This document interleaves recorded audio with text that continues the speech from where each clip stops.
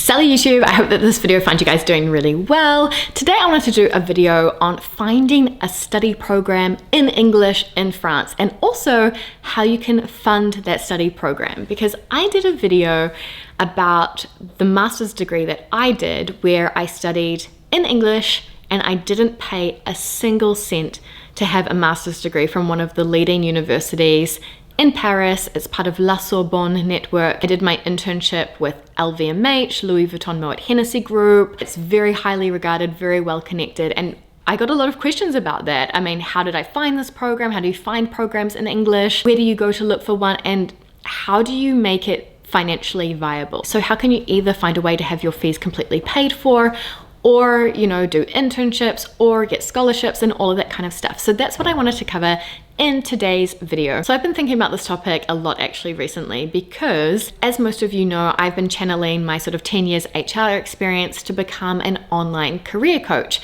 And because, at least at the beginning, a lot of my audience did come from not even French, I have a lot of people who were wanting to build an international career in Paris or, you know, move abroad and that kind of thing. And it's true that when you're not an EU citizen and you don't have the right to live and work in Paris, doing a master's degree is an excellent way because you've got the student visa, and after you've graduated from your master's degree in France, you have the right to look for a job and you can get hired without the company sponsoring you, which is huge. And also people who are in the I say were in the EU because I'm talking about the UK, but you're from countries where it's normal just to do a bachelor's degree and then you start working. That doesn't really work in France. Honestly, maybe you'll find a company that will give you an internship and hire you afterwards, but then you're kind of gonna be stuck afterwards in France. You'll have a glass ceiling for sure, because in France, a master's degree is like having a bachelor's degree. It's entry level. You need one to enter a professional field, whether that be fashion, business, HR, strategy, consulting, you get my drift. So before I jump into the video and talk about how you can find your program, choose your program, and also pay for your program, there's just a distinction to make. So in France, you'll hear a lot M1 and M2. M1 means first year master's degree. M2 means second year master's degree. And by the time you do your second year master's degree, that's your 5th year of study. So they follow quite a classic format. This is also how it works in New Zealand, where you have your bachelor's degree for 1, 2, 3 years. Year number 4 is called either an honours year, a postgraduate diploma, or first year's master's. So that's your 4th year of study. And then your 5th year of study means that you've completed a master's degree. So if you've got 5 years building upwards, that's the equivalent of having a master's degree in France. So I know it's a bit different in the US because your bachelor's degrees are 4 years long. So it really depends on the school, but sometimes you can go directly into M2, the second year of the master's, because you've already studied for 4 years and you just need that 5th year to have your master's degree. So just keep that in mind while I'm speaking, because if you've only got your bachelor's degree, if you've studied for the 4 years, or if you've got an honours degree with that bachelor's and you studied for 4 years, you can probably, like I did, just do that final 1 year of study in France and you have your master's degree. So let's jump into the first part of the video, which is how do you find your program? So I could recommend just to Google those keywords like I did, like International Human Resources Master's Degree, France.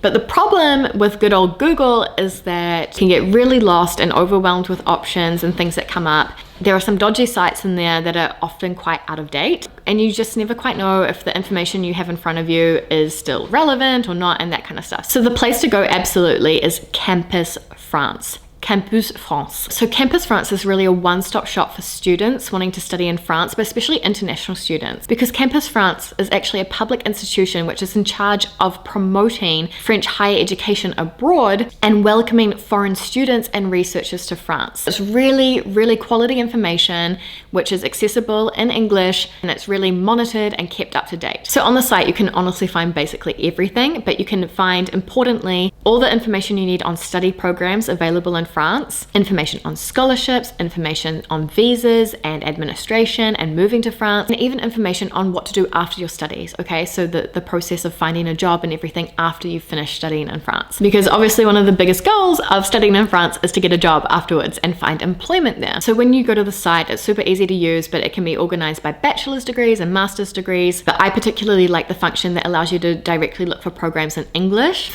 And then you can just filter basically based on the kind of level of study you need, the language you'd like, the location, all of that kind of stuff. Just filter it down until you find the program. So the program coming up here is actually my master's program. So this is the master's degree that I did completely in English, and that allowed me to have zero tuition fees and actually get paid while I studied as well, which I'm going to talk about in the next step.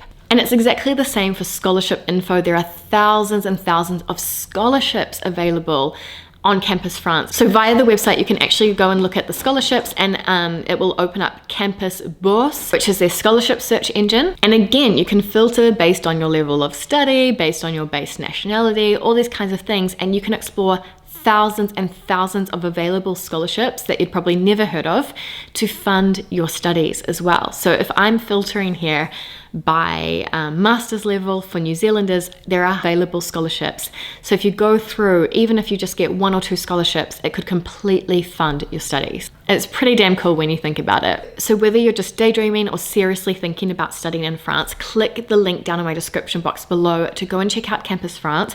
I've also left some information and materials down there below as well, some cool videos that they've done. But basically go check them out. This is the place to go to look for study programs in English or French, but you know, for me, it was in English in France. So step number 2 is choosing your program. So this is basically up to you. It depends on the situation you're in. I needed to find a program that was 100% in English. I didn't speak any French when I moved to France, so that was a non-negotiable. And then the first thing, and one of the most important, for me it's a deal breaker, one of the things that you really, really need to look for when you're choosing a program in France, especially a master's level program, is that it has either an apprentissage or a stage or internship. So apprentissage or apprenticeship or internship. Now there is a difference. So the apprentissage or apprenticeship, that's a completely different, it's actually a different level contractually. If you can sign an apprentissage, what it means is that the company will pay for your school fees, like LVMH paid for my master's tuition, which was like 12,000 euros. They completely paid for that. And they pay you a monthly salary that's usually around minimum wage. And what's amazing with the apprenticeship and how it works is that you'll be at school for a few months, and then you'll maybe be in the company for 2 weeks, and then you'll be back to school for a week, and then the company's for a few weeks, and then you're back to school for a week. And whether you're in school or in the company, you will have the stable monthly salary and it's not affected. So you can really plan financially, you can pay your bills, all of that kind of stuff. So again, for me personally, oh hey Bonbon. Are you going to go study in France when you're older? Are you going to do your master's degree in Paris? What do you reckon? Say salut YouTube. Where was I? Yeah, so the apprenticeship contract is, for me, that's the golden ticket, basically, for studying in France. The next best thing is to find a program with an internship component, because then you'll be working probably for 6 months, and in France it's compulsory to pay interns, so you're going to be earning money. So if you can go with some sort of savings or a scholarship, you'll then know that you've got 6 months of work where you're absolutely going to be able to earn money and pay your bills, which is really important. Again, these were just my criteria because of the situation I was in. You may be in a completely different situation. Maybe if your parents are paying for you to study, you don't need to think about things like that, but it's just sort of what was going on through my mind. So once I had kind of made an initial short list of programs, the next thing you're going to do is check out the program website and contact the administrator for more details. You'll tell them more about your profile and ask if you're the kind of student that they generally accept into their programs. Another thing that I like to do is look at where recent graduates are currently working on LinkedIn. So you can actually go to a school's page on LinkedIn